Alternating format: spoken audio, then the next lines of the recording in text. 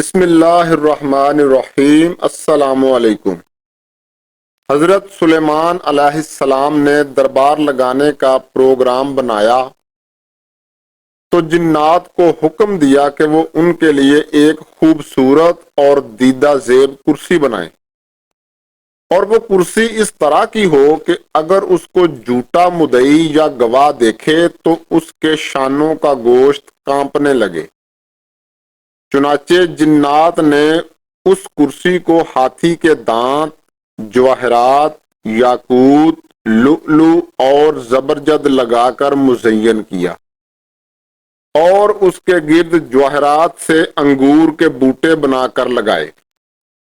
کھجور کے 4 درخت، سونے اور چاندی کی شاخیں، اور ان میں سے 2 درختوں کی چوٹی پر سونے کے طوطے، اور دوسرے 2 درختوں کی چوٹی پر سونے کے 2 گدھ بنائے، اور اس کرسی کے دونوں کونوں پر سونے کے 2 شیر بنائے، اور شیروں کے سروں پر سبز زمرد کے ستون تھے۔ جنات نے اس کرسی کو اٹھا کر ایک بڑی چٹان پر رکھا، اور اس کرسی کو گھمانے کے لیے اس کے نیچے ایک بڑا سانپ بنایا۔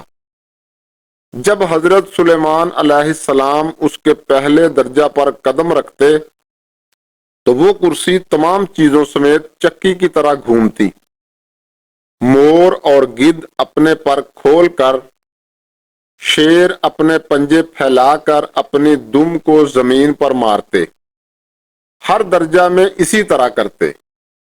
جب حضرت سلیمان علیہ السلام اوپر والے درجہ پر تشریف فرما ہوتے تھے تو دونوں گدھ آپ کے سر مبارک پر تاج رکھتے اور اس پر مشک اور عنبر چھڑکتے تھے۔ جب آپ اس کرسی پر تشریف فرما ہوتے تو سونے کا کبوتر زبور شریف آپ کی خدمت میں پیش کرتا تھا، آپ لوگوں کو پڑھ کر سناتے۔ آپ علیہ السلام کی دائیں طرف بنی اسرائیل کے علماء سونے کی کرسیوں پر بیٹھتے، اور بائیں طرف چاندی کی کرسیوں پر جنات کے سردار بیٹھتے تھے۔ اس طرح فیصلہ کے لیے دربار لگتا۔ جب گواہی کے لیے گواہ حاضر ہوتے تو کرسی اپنی تمام چیزوں سمیت گھومنا شروع کر دیتی تھی۔ شیر، مور اور گدھ اپنے سابقہ کرتب دکھاتے تھے، جس سے گواہ لوگ خوف زدہ ہو جاتے تھے۔ اس طرح وہ جھوٹی گواہی نہیں دیتے تھے۔ جب سلیمان علیہ السلام کا وصال ہو گیا تو بخت نصر بادشاہ نے اس کرسی کو اپنے پاس رکھ لیا۔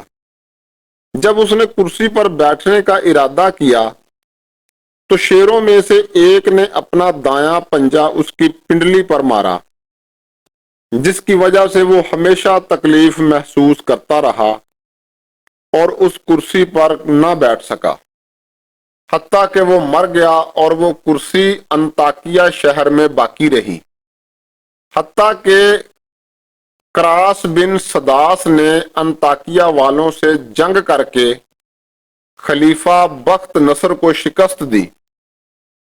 پھر اس کرسی کو بیت المقدس کی طرف واپس لوٹایا گیا، لیکن کسی بادشاہ کو اس پر بیٹھنے کی طاقت نہ ہوئی۔